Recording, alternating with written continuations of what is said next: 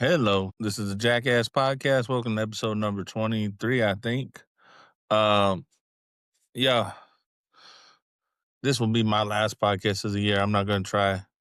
My holiday season is going to be chaotic, just like everybody. I'm going to take a break as much as I can. But today we'll talk about John Cena's last match, why I think it was perfect. Maybe not perfect, but I understood it and I loved it. I love the way he went out. We'll talk about how my Spurs are doing, the fact my Aggies lost yesterday in the college football playoff, but they didn't make it to the college football playoff. We'll also talk about some of the weird things about Donald Trump that I actually don't like. His political policies, I don't mind. I won't say I love them, but we'll talk about that. We'll talk about things in education that are always changing and and you know what? Try and discuss why teachers need these breaks. They basically have kind of become like the way families take their breaks anyway. So we talk about that, talk about some stuff my school district's doing, and just questions within different things I've seen. I tell you what I'm actually going to be doing over the break. And after this, hopefully, maybe one day I will figure out how to do a compilation of like some of the best clips I got. I'll see if this app does it for me. Because if it does, I want to do that for the first 22 episodes. And then we'll come back in New Year and start off strong. So, again, this is Coach Lindsay from the Jackass Podcast. Man, I hope if you're listening to this over the holiday break, y'all have a happy holiday. You spend time with family. You go pop some fireworks if you can, wherever you're at. And if you do, please, like I tell my students, don't end up on ridiculousness. Don't do something too stupid, even though I don't mind laughing at it. Just keep yourself safe. All right. So first, you know what? We'll start off with what we normally start off with, and that's government stuff. Federally, there hasn't been anything really burning like where I have burned like that I have to talk about it. So it's probably one of the reasons I haven't been really focused on the podcast. Um, besides the fact right before grading period, right before my job gets chaotic. And so I've just been tired and resting and haven't been grinding this out like I should or would like to. And to get I think I'm going to use this as a venting session for the year. So let's start off with I have friends that would tell you that I'm not conservative, and I have friends that would tell you I'm MAGA super conservative. And I would say I'm middle of the road. I can believe in stuff from both parties. But the stuff on the fringes I could give a shit less about because it makes everybody around them look bad, and they're the loudest people in this mess. So, and I don't get it. I never will. But actually, you know what? It's not that I don't get it. I don't care for it. But I know it's there. And it's probably the most annoying part about it's actually right now is the most annoying thing about politics is all the loudmouths who are on the fringe who are trying to get attention and then keep pushing people towards the other side. And you're like, what the hell are y'all doing? I supported Trump because I thought he was a better candidate of the two that we had. That's really the reason. With Joe Biden and Kamala Harris, I did not like either one. They didn't show a lot of leadership qualities to me. And while Trump is not the nicest person in the world, he's a businessman through and through. And maybe he's had some failed businesses. There's a lot of people who have, but he's typical of a businessman who came from rich beginnings. He made money somehow. He's worth billions of dollars, and you can't sit there and knock the man, or at least $1 billion. He's worth a lot more money than I am. And he is just I don't get the vitriol so much. You know what? It's become I think from the far left, they don't have they don't have someone strong enough to lift up, so they have to attack this man regularly, and they think that makes them better people, and I just don't get it. And I'll get and we'll kinda walk into some sad news with this. A lot of people in Hollywood who aren't in the real world anymore have this vitriol against Trump, and they're trying to support the little man, but they don't live little man lives right now. They did whenever they started, but now you've changed. Your viewpoint changed. Money changes you. How much money you make, how much your time is worth changes. What you're willing to do for what changes. And we have to accept that that's the capitalistic society we live in. And people who want to say, well, let's be a socialist society. No, those never work out. If you say like the most successful is China, maybe. But then again, it's not fully socialist. It has a lot of capitalistic stuff to it. And so they can fund their socialist agendas or communist agendas, and it looks like it's successful. But it's based on making money from capitalistic societies and not really sharing everything. They just don't have the people who not who aren't willing to stand up to it, but who can get enough backing to stand up to it where it would make sense.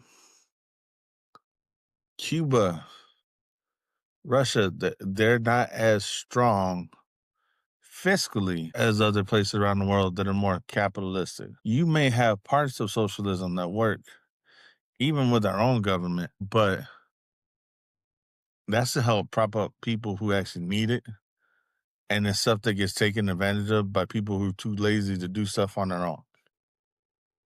So this is where some of my friends think I'm more conservative because I grew up like you got to work for stuff. Maybe you can get some handouts here and there, but really you need to put in the work to do it. You need to be that person that, okay, we're going to do this, we're going to do this, we're going to do this,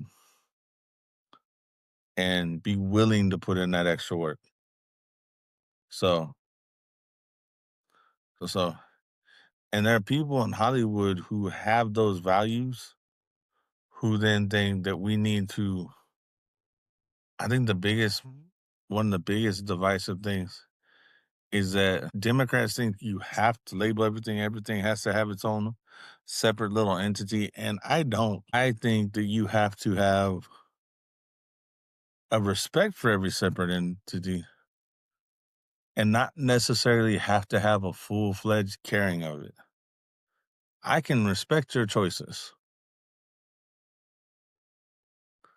And I'm going to respect your choices.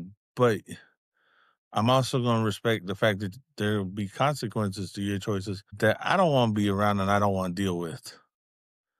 And there's a lot of belly aching down in this country. The next generations want like the next couple generations seem like they've been handed too much and don't want to put the work in to be educated. So, and we'll get to that thought process in a minute. I'm going to stick to Trump though. I'm not the biggest Trump supporter in the way he views the Hollywood elite. I don't know why he gives a shit, for one. But also, if I don't agree with someone's politics, I am not going to downgrade them in death for how they viewed me in life. Maybe it's because I'm not that important of a person. I don't ever want to be political. Hell, I don't care if I'm not popular most of the time. I've found that there may be fewer people who genuinely like me for me than people who want to kiss your ass and tell you you're great and all this. And that's not my thing. I'll tell you do good when you do good. I'll tell you you're fine when you're fine. But I will not tell you, I won't lie to you just to make you feel better. That's not my thing. And then I'm going to tell you, man, you could do this better by doing this, or you could do this better by doing this. And that's where I'm at with a lot of stuff. But I'm not going to sit here and go, like, this is this is the way I just view politics. This is how I view a lot of life. I don't go around kissing ass at first to get you to like me.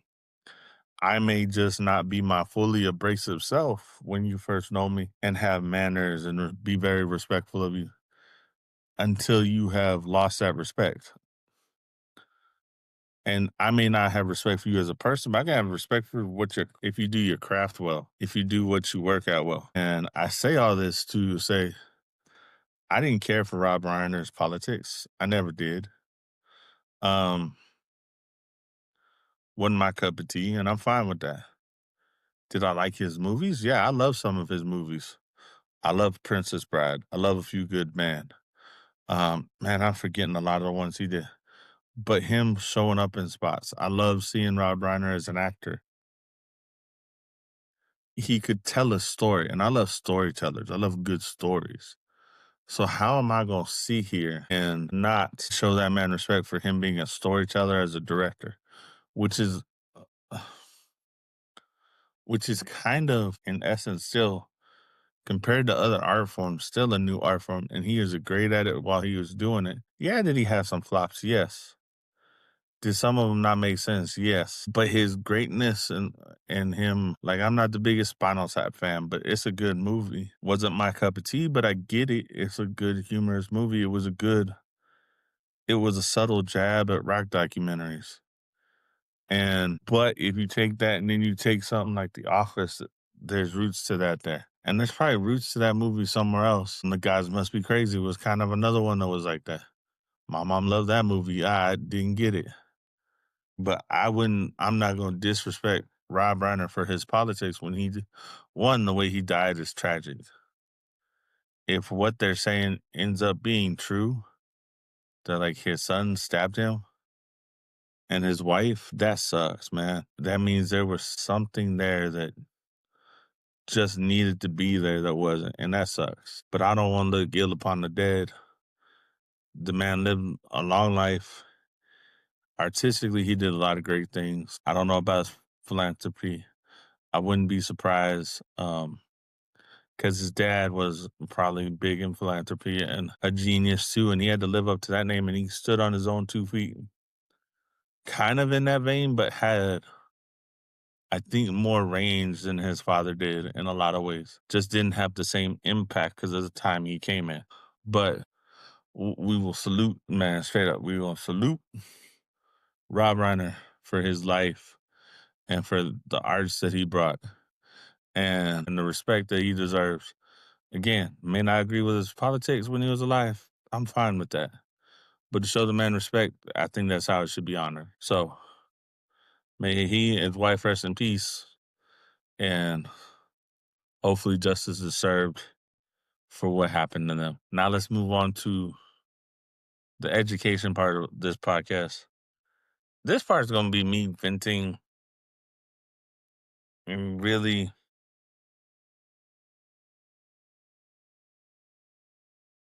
I'm gonna vent towards students and I'm gonna vent towards admin because I'm a teacher and I'm a coach. Like I said, this is the get it off my chest episode. One students, and this will include mom too, that live in this house with me, but they've heard it from me directly before. When you walk through the doors of a school building, your job is to learn. And I don't care if it's what class it's in, what activity it's in.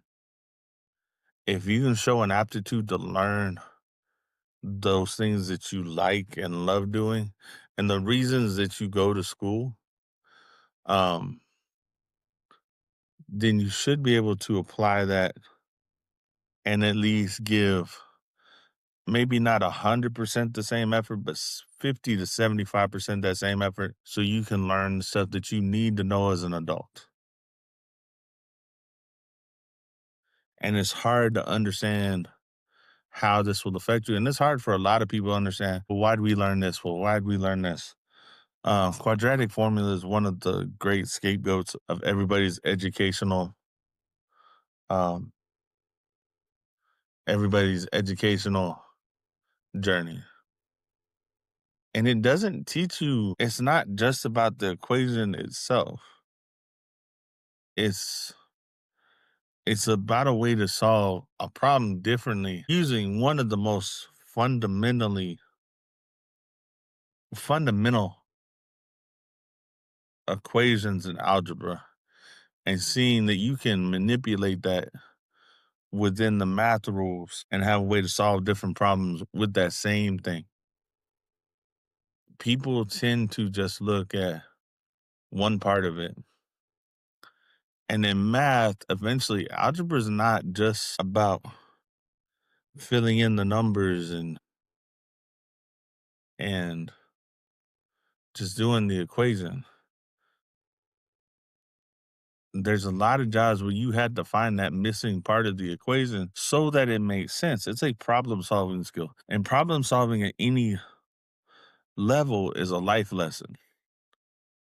If we don't push the future generations to start solving problems, they're not going to have a clue when they walk out the door of what school actually teaches you to do. I saw a TikTok not too long ago saying that the way they designed public school was to be like a manufacturer worker. And here's the thing. In public school, I want to give those kids hope, and I want them to realize that if you put in the work ethic, the drive, and then you catch some breaks, that you can succeed in anything. But we can't have everybody around them telling them that being educated is fundamentally flawed. That teachers as a profession are just teachers because they couldn't do anything else. I will be honest, I can plug in businessmen and managers 10 times in almost any cog in any type of business. And as long as they're not a total fuck up and they have some good personal skills and they don't have any ego boosts from hell, they can maintain a business with the simple knowledge that they gain. I can't just plug in people to teach.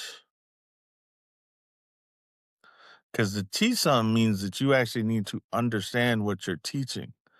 To teach something means that in your mind, I need to break down this picture I have of where I want you to go and take you step by step by step to do it and get you to individually buy into to what I'm selling you in the way I'm selling it to you. And knowing that I have to do 3 or 4 different sales pitches every day for you to learn this.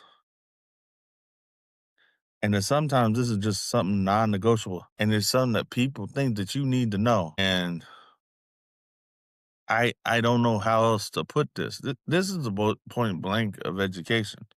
My job as a teacher is to break down stuff and to get kids who are forced to be there to want to learn this stuff that can be boring as hell to some people. And there's this argument of, well, maybe we need to do more stuff artistic, more hands-on stuff. And I'll agree with you, but up until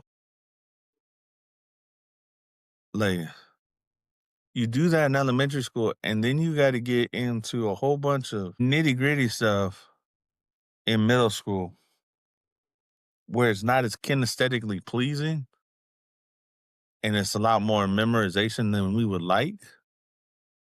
Because we shove a whole lot of dates, we shove a whole lot of facts. We give a whole lot of, we plant a whole lot of seeds at this time of knowledge and hope that within the time that we're presenting this knowledge that there's enough sunlight on it that that it makes sense, that it is grass and actually starts growing roots in this person. Knowing that some of it's gonna still be put in the shade, so it's not gonna grow as much. But if we can get a couple seeds here and there in every class and them curious about something, they'll let that grow. But we also now have kids who, unless it's truly entertaining, they don't want to digest it. They want to digest just like we did as kids, but our entertainment wasn't in our hand. It wasn't this thing that we have. It wasn't this computer. Our computers were stuck in one room when we were kids, or at least when I was a kid. When my mom was a kid, her computer was stuck in a warehouse building that they probably no longer use anymore. But we didn't have the patience as parents, a lot of us, to teach children to have the patience to learn stuff they don't want to learn and to give people respect who have been on this. There's also this thing about respect that has been bugging me. And I hear it from a lot of kids. And I've been in middle class neighborhoods, I've been in poor neighborhoods, I've been in really poor neighborhoods. And there's always a segment of, well, like, well, what'd you do? You don't know my story. Why the hell are you being so disrespectful to me? And there's a lot of adults who don't know your story, but they're going to jump to a conclusion and they don't know your fucking story. And until you learn someone's story, how are you going to generate respect? And how are you going to do it being disrespectful off instead of actually being curious about that person? Why, you think your time is so much more valuable than mine? You've lost your ever loving mind.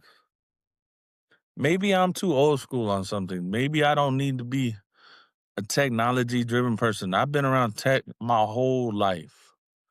I can figure out a computer, I can figure out a program. I don't normally need a how to do that program.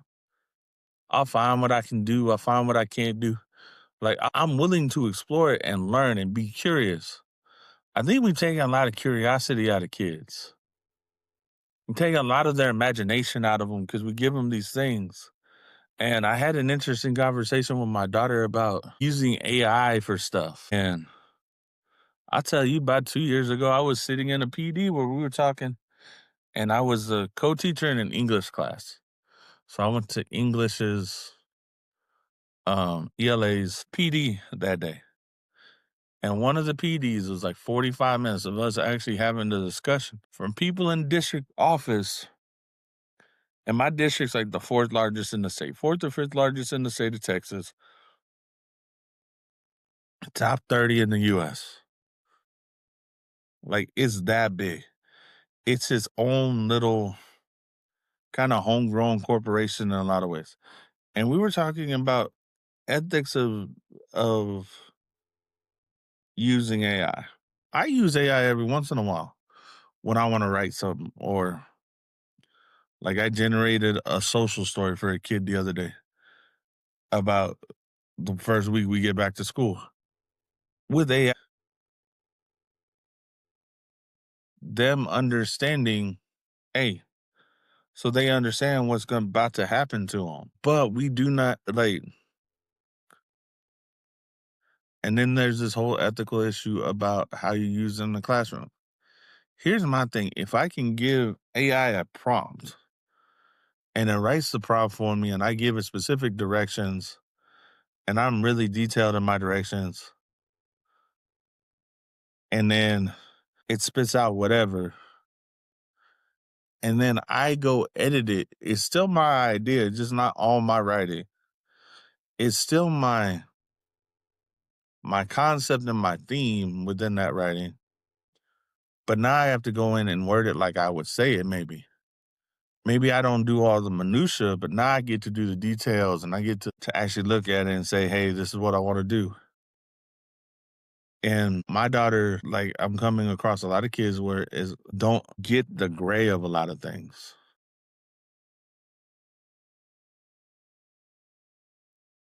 I hope, and the kids are listening, life is not black and white. The only place it's black and white is on a piece of paper with black ink and it's a white sheet of paper. Very few decisions in life are either or. And as you become an adult, there's decisions where there's a lot of gray in those decisions, where you have to figure out, where do I actually stand on this in the black and white spectrum of it? Am I for it? Am I against it?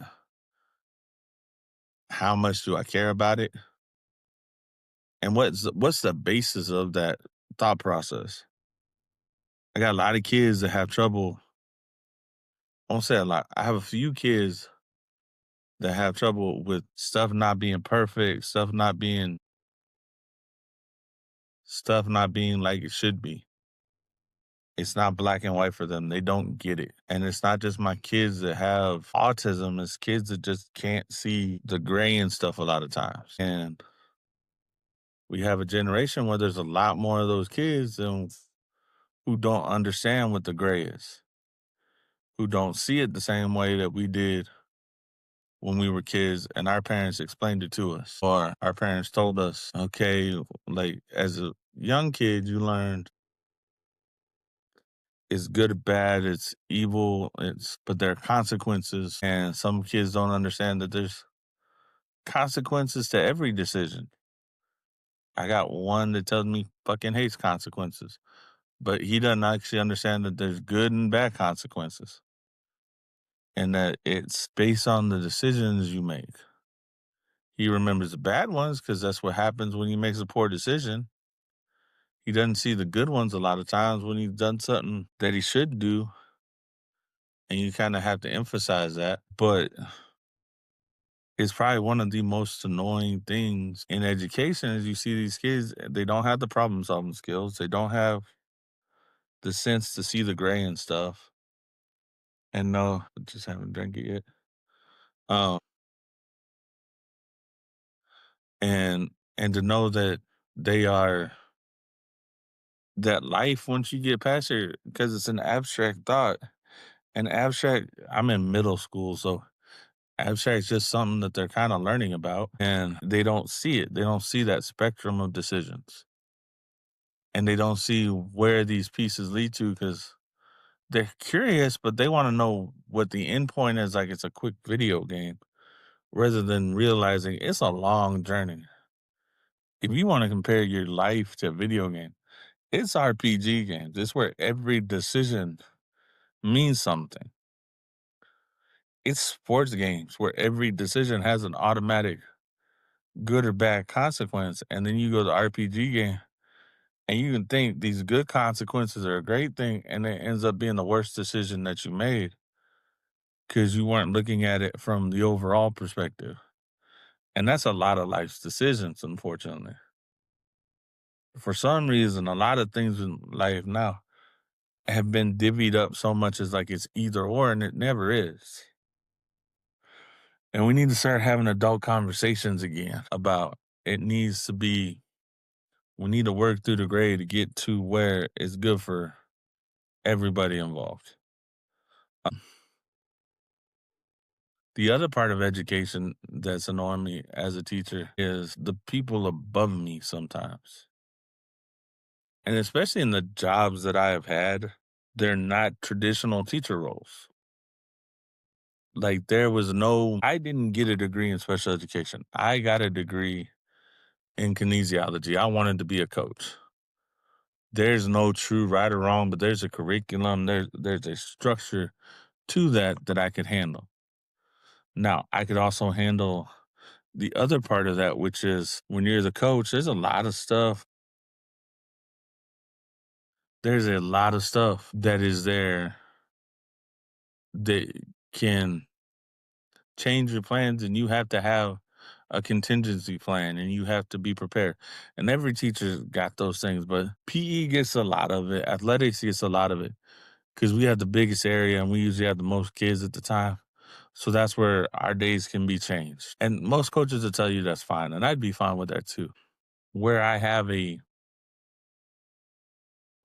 issue is that when I'm getting graded in my jobs, and let's be frank, in my district, it's called BMC and base. I'm a behavior teacher. I deal with the kids who can have moments where they can't be in class and they need a place to go chill. And then I can have full-time students that can't yet stay in class, but they're not so bad that they can't be in like classes that they like, but they can't be in core classes right now. And this is the first year that I have had that where I've had full-time students.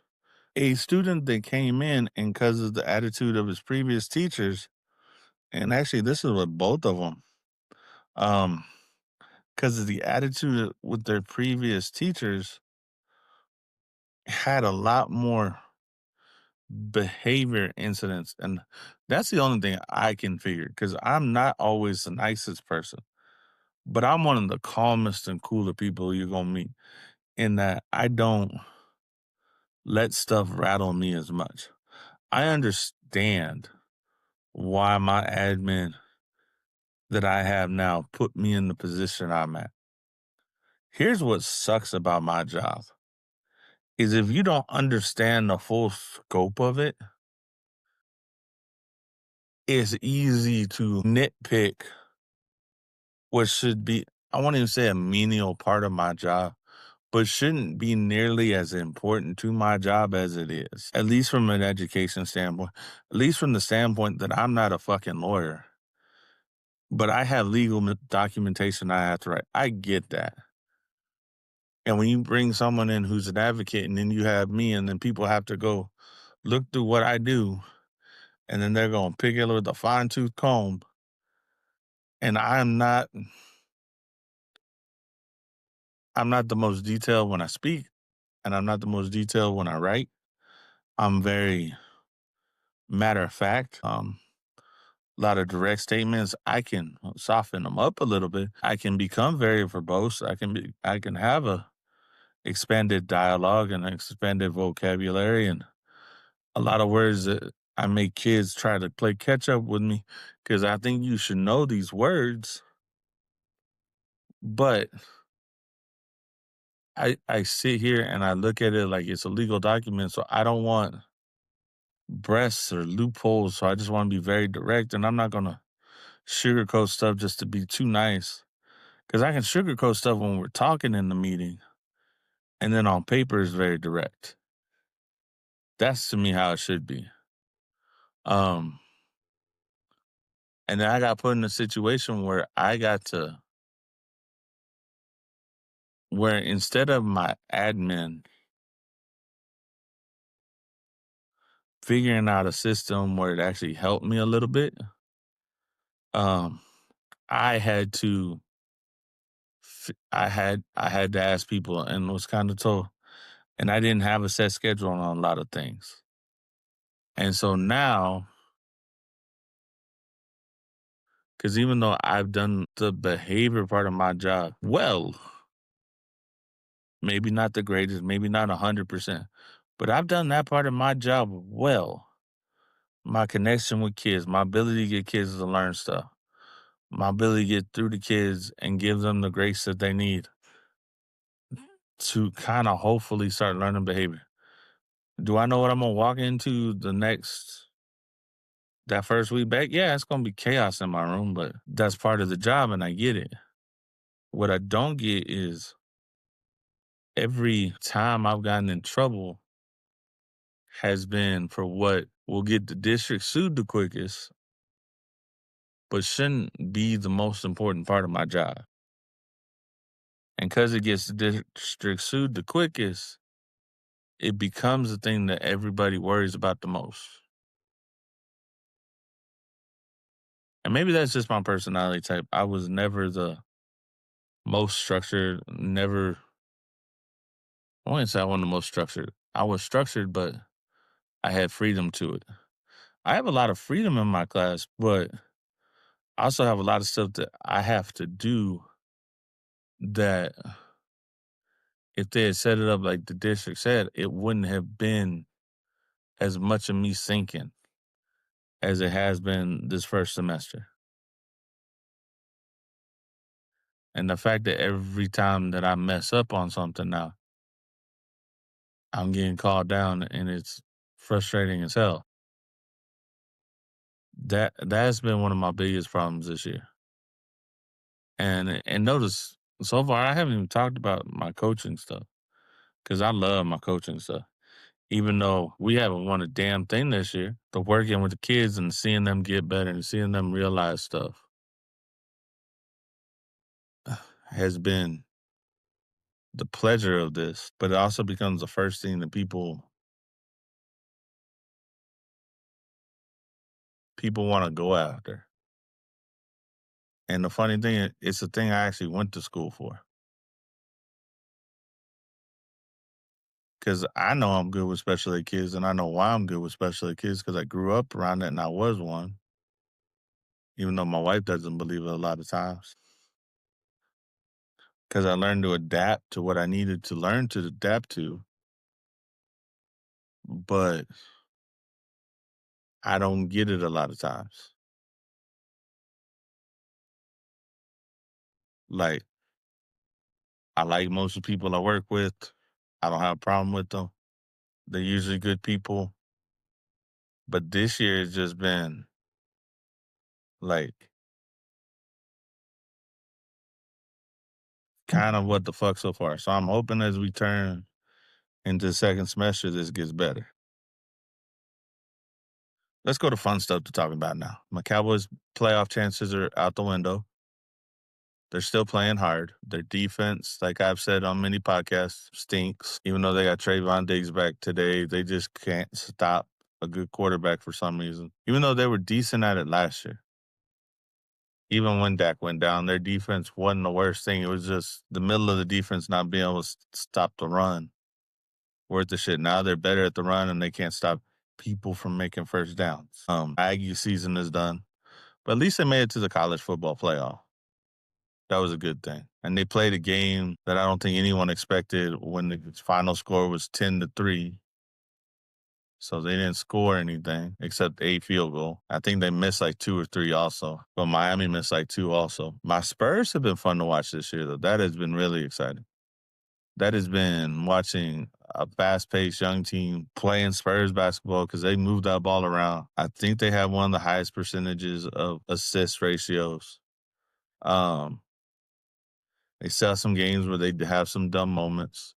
But seeing them beat the Thunder in the Meredith Cup, that was fun to watch because they were the second loss of the season for the Thunder.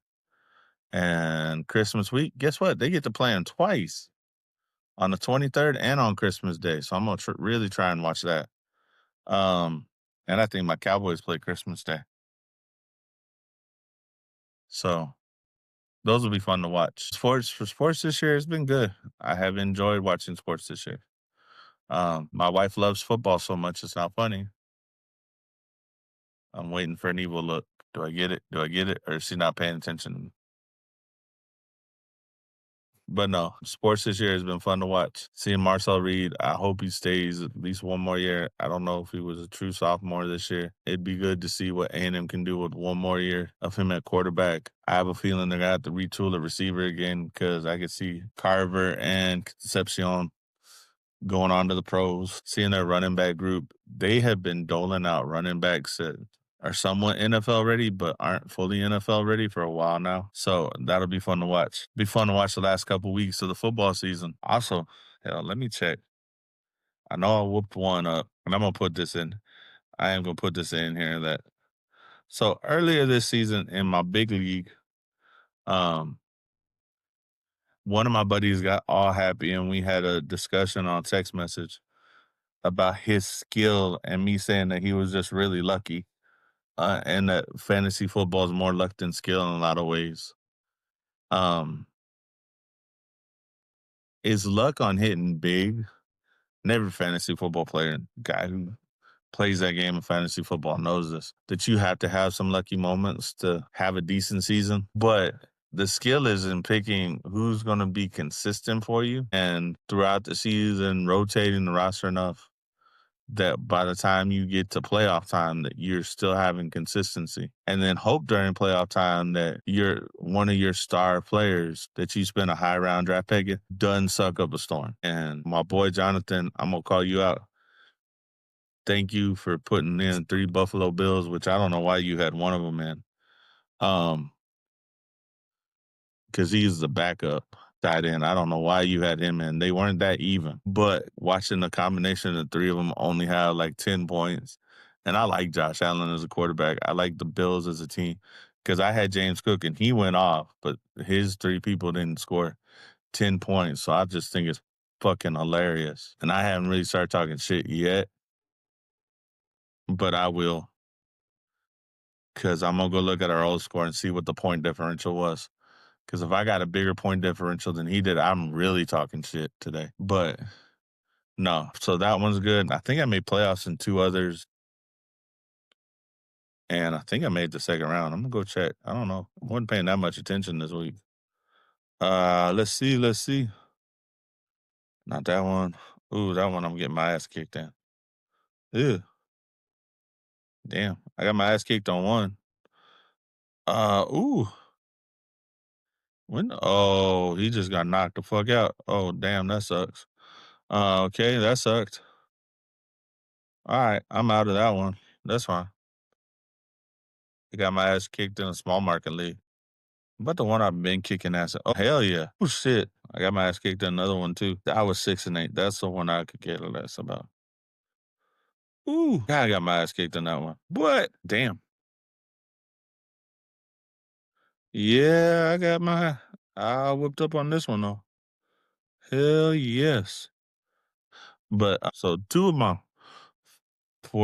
five leagues, I made playoffs and made past the second round of playoffs, which is gonna be cool. Um, dude, I love fantasy football, but I'll be honest, I don't pay attention a lot of times till Thursday. Um, did have one where I'd pay attention on Tuesday because there'd be 150 chat messages, and I don't remember everything that was ever said in that chat, but I loved it. I want to do that league again, and hopefully people won't be as big of bitches. It was our pirate league. People should stop crying. Um, but so this is so that's been great. No, I was looking at this cool today. I was looking at for entertainment, and the last thing I'm gonna talk about is WWE here in a minute. I was looking at for entertainment. The animated movies coming out. There's some movies that actually seem cool. The new Mario Brothers one. I'm excited for. I'm gonna be excited for. I don't know how excited. I don't know if I'm gonna go to a movie theater because that's really expensive, and I can be really cheap. But I do like the movie theater experience. I think the last movie we went to was Wonder Woman or Wonder Woman 1984 because my wife loved Gal Gadot as Wonder Woman, and but that was a fun movie to go watch. Wonder Woman 3, I think we'd go see.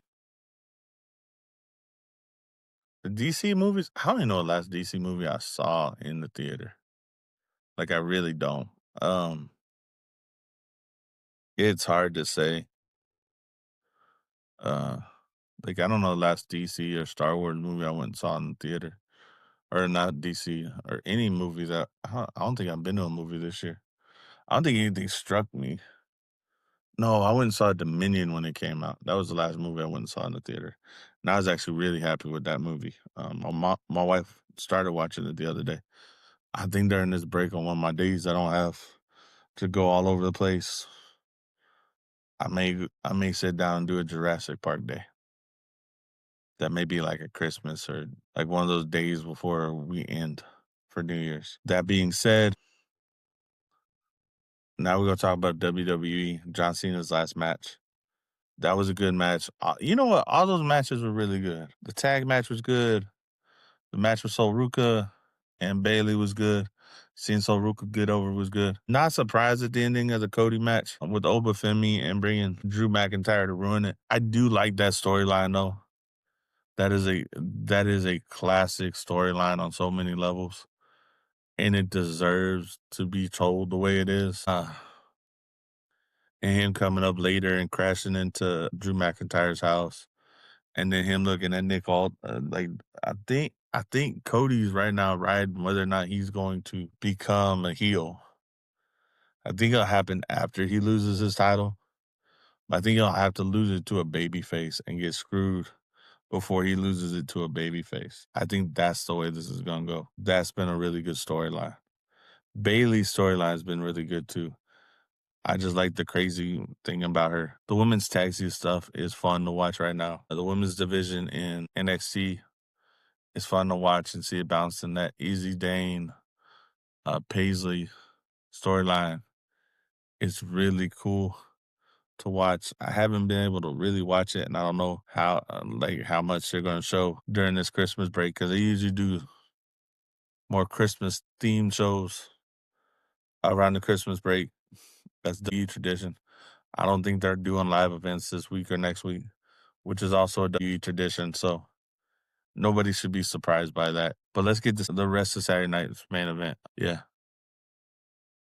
That tag match with Javon Evans and Kelly Slater and AJ Styles and Dragon Lee was a really good match, man. That's fun to watch all those high flyers and give Javon Evans and Slater a rub, or Leon Slater a rub, is really cool. Those two are going to be good. And when they start adding more of a ground game after probably the next 6-7 years, where maybe it's not as high flying, but they can get a ground game into it so they don't get injured, because those high impact stuff is going to mess them up. Man, that's going to be fun. The one who's really going to be fun to watch, to me, out of that group is Obafemi. I've loved the build of him in NXT. I love him coming back and beating Ricky Saints, sorry. Beating Ricky Saints and then Ricky Saints snapping. I think that Ricky Saints snap, it's going to be a preview for Cody Rhodes snap. I think that's what's going to happen. Him snapping on Javon Evans makes him an instant heel. But they got to have another baby face that's young for Cody to snap on, for that to happen, that they got to build up. So it may be a while. This is going to be a slow burning one for Cody. NXT is a little bit different. I've actually liked the Carmelo Hayes stuff and the Ilya Dragunov stuff on SmackDown. That's been fun to watch. Ilya Dragunov, I really like him. He's just full bore. He reminds me with the intensity of, I think even though I think he's Russian or whatever. I don't know exact nationality, but I think he's Russian because everything is referred to Russian, but I don't know if he really is Russian or if he's just one of those Russian type countries. But seeing him just have that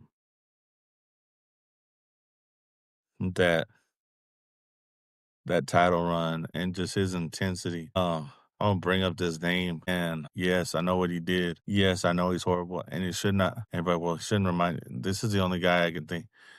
Ilya Dragunov has that wrestling machine angle intensity and that Chris Benoit intensity that they always had. It's not a knock on him. I think he's a more skilled little man. And you know what? Throw Brian Pillman into that too. He has that. Speaking of Brian Pillman, I think the way they did his son a little bit as Lexus King, I think they need to figure out a way to get him hot again. I don't think the gimmick was right. I think it's a good gimmick for about a year and a half. I think he needs to change it. Kind of like Johnny Stacks changed his a little bit, but he could do it more on the run than I think King can. Because I think King's a good wrestler. He's got a good moveset. He may not have that connection that like his dad did. I remember Brian Pillman. I think he wants to stay away from the crazy character, but he kind of embraces it. His own version of crazy is just not as extreme. And I don't think he's shown that part of his personality yet that's connected with the fans. I don't think he needs to reference his father and his lineage as much as, say, I don't even think Cody had to.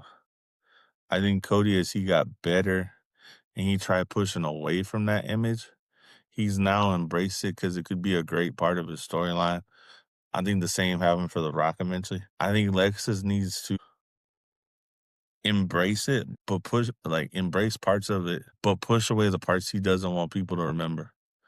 Because Brian Pillman was a high flyer. He was crazy, but he was so good on his promos and that craziness that if he hadn't gotten injured, and I think because of his injury, he gets immortalized a little bit more in the way that he passed away. But I think that he, but I think there was some. I think he could have been like a top title, had at least one or two title runs, had he not been injured. But we still remember him off the injury, coming off the injury and stuff like that. So I think that's what it is. We love that craziness about him, but we understood that was lightning in a bottle. And the unfortunate thing about lightning is it's really quick. It's just there in a flash. And I think that there are times that you're building a person like in WWE. It's kind of like gambling at a poker table in a lot of ways. You have to realize when your hands are going hot that that's when you have to make your mark and your money and stuff. And that's when you have to build the equity with the fans the most. And then when that cold thing, you can take from that equity for a little bit, but hopefully that cold streak doesn't last longer than that equity that you built is. And that kind of builds into the John Cena final match. I respect John Cena's final match. I love John Cena's final match. I respect the smirk and the moment where he just kind of tapped out and passed that baton on to Gunther. And here's the thing. I loved Gunther's promo Monday night because it fit the character. It built his character. And that's what the hell he should be doing. Pissing people off. Piss off AJ. Let's have an AJ Styles match and a Gunther match next. Get the next guy going out. Then let's find him a baby face to face for the title at WrestleMania and start his run. I think that's where Cody loses the title is to Gunther. I think that's the title you put on Gunther. I think you run the World Heavyweight Champion. Let Braun Breaker win it on Raw, on Netflix, that year anniversary. Push him that way with Punk. And I think Punk, as a baby face, can be not John Cena like, but can be that typical baby face, like chasing the title, chasing the dream of the title. I think that's where I think that's where Punk will be great at it. I think that's where that storyline goes. I think then you have Punk face a Bronson Reed, an Austin Theory now that you know he's part of the division, which is really cool. Speaking of that, I'm not surprised it's Austin Theory, but I love the look. I love the emotion of it. I love him. Like, there's kind of a nod to that mimicking style that he has, where he's like a copycat of stuff. But I think he's going, and I hope that Austin Theory brings it to his own character. I hope that someone like him being around a Paul Heyman and even probably around a Seth Rollins eventually and all this, because that's going to lead to a Seth Rollins feud whenever Seth Rollins comes back. It's going to be Bronson. It's eventually going to be Braun Breaker for that title, and that'll be the baby face for Braun Breaker when this happens for a little bit, like on his initial comeback. And then we'll see the heels Seth Rollins for a while. But Seth Rollins has the equity to do that in the fans. I think that the way John Cena went out in that match, tapping, putting his shoes down, he showed respect for the industry, which he has always done. He loves wrestling. He loved WWE wrestling, and he loved all of that, and he did so well of being this generation's Hogan in a lot of ways because he was always a good guy. And take the whole career, he was this generation's Hogan. And there were parts where Hogan did something for a few years, but people couldn't hate Hogan forever. And I think when people said that heel run was expedited, but I think it was done right, and I think it was switched at the right time. I think everything about it was done with the right feel because we got to see John Cena be himself as a heel with the gripe that he should have had and he should have been saying for years, but it was something that he took pride in, and now he was just like, I'm tired of it. This is my last year. And using that as his way to start that true countdown, to start like all the stuff that when it was done great.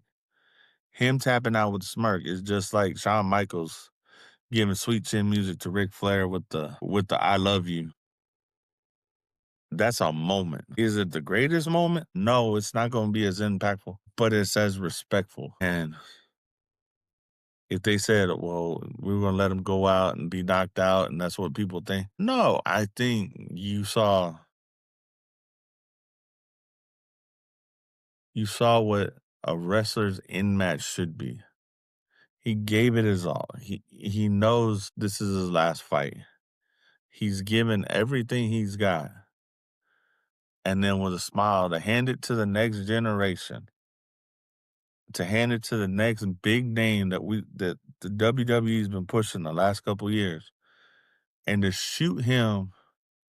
This is where WWE got the person that needed this push right for the final match, where they didn't get it exactly right for the Undertaker losing his streak. Undertaker probably shouldn't have lost his streak till the Roman Reigns match. Like, you want to push somebody? Let's push Roman Reigns that way. Let's give him that push. But I don't think Roman Reigns was really ready for that turn to heel that goes with it. Like, I get the Paul Heyman and stuff, but John Cena saying, yes, he did what you do. You lead the business better than you got there. And that's everyone's goal in life. He hustled. He was loyal to the company. He never really thought about doing stuff. He'd do stuff for them.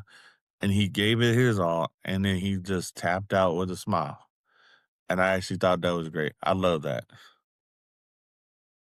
I love how Gunther respectfully got out of the ring, walked, didn't really say anything that night. Saved it from Monday. Saved it so it would have impact on Monday. And let Cena have the moment he had. That moment, everybody coming to the ring, Punk and Rhodes handing him the titles. That showed ultimate respect, and he deserved that for his career. All the Hall of Famers that were there that crossed his paths at some point in time. Like, yeah, that was the right send off. Y'all can boo Triple H all you want. Both of them are historians of the business. And that's how you leave the business. You leave the business, someone giving up your spot basically, and is as old as the business is. You give up your spot to the next young person that you have helped build and pass the torch on to them. Are we ever going to see? We got to see so many good matches in this last run. So I'm going to say that they ended it right. And I wish done. Are there going to be times where I'll probably miss John Cena? Yes, but I hope that people fill that void. And I think when he left and he decided this was the last time around, that he knew there were people there who could fill that void. He had helped bring up enough people to fill his void. And they have people to fill that void. Maybe not the exact void. That's going to come later on. That's going to be the same conversation people have in the NBA. Who's the next Jordan? It'll be who's the next John Cena because it was who was the next Hogan. And you didn't have another Hogan until John Cena. It had to be a natural growth. It had to follow that path of they showed what every superstar shows, but they They were the exemplary model of it.